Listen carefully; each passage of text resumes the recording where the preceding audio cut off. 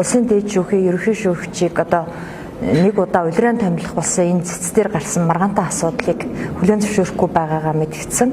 Гэвч харамсалтай нь өчигдөр Монгол улсын үндсэн хуулийн цэцгийн зүгээс Монгол улсын дээд шүүхийн ерөнхий шүүгчийг улиран томилж болно. Зөвхөн нэг удаа 6 жилээр гэдэг энэ залтыг бол үндсэн хууль зөрчсөн байна гэдэг шийдвэр гаргасан. За энэ дээр үндсэн хуулийн цэцгийн 2 гишүүн тусгай санал гаргасан. Мөнх сайхан Гангбаатар нар тусгай санал гаргасан байгаа.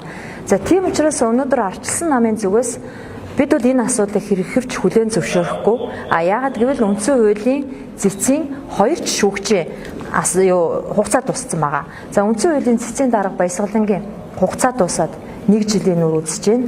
За мөн Үлзий сайхан гэдэг шүүгч бас өөрөө гарч улсын хурлын тамгын газар ажилд орсон учраас энэ шүүгч одоо ажлаасаа гарснаас үндсэн хуулийн цэцгийн гишүүн биш болсноос хойш 6 сарын хугацаа өнгөрсөн. Тэгэхээр энэ дээр үндсэн хуулийн цэц өөрөө чадамжтай юугүй юу гэдэг асуудал яригдана. За дээрэс нь Монгол улсын үндсэн хууль мөн энэ улс төрийн одоо бодлогын хүрээнд бол төрийн өндөр албан тушаалд нэг хүн 6 жилээс илүү хугацаагаар байж болохгүй гэсэн үндсэн концепцтэй. Монгол улсын ерөнхийлөгчийг 6 жилээр зөвхөн нэг удаа л тавигдана тийм үү? Энэ бол төрийн өндөр албан тушаалт. За дээрэс нь Монгол улсын шүүхийн ерөнхий шүүгч гэдэг бол төрийн өндөр албан тушаалт.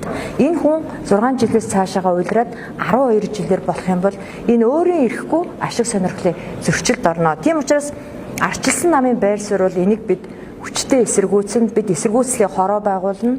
Шаардлагатай бол бид нар улс төрийн зөвлөлийн хурлыг өнөөдөр 15 цагт зарласан байгаа. Мөн шаардлагатай бол үндэсний бодлогын хорооны хурлыг ч гэсэн зарлан хуралдуулж болно. Тэгэхээр энэний төлөө бол бид нар бол шийдвэртэй үзсэн гэдгийг илэрхийлсэн байгаа. Хууль бус бизнесмен, улс төрчид үгээ үннийг хэлсэн сэтгүүлч нарыг хууль бусаар ялдаг хонглын тухай яриасны бараг 10 жилийн тохиож ах шиг байна. Тэгэхээр энэ хонглыг хаанаас эхэлж нураах ёстой вэ гэвэл үндсэн хуулийн цэцээс эхэлж нураах ёстой юм байна.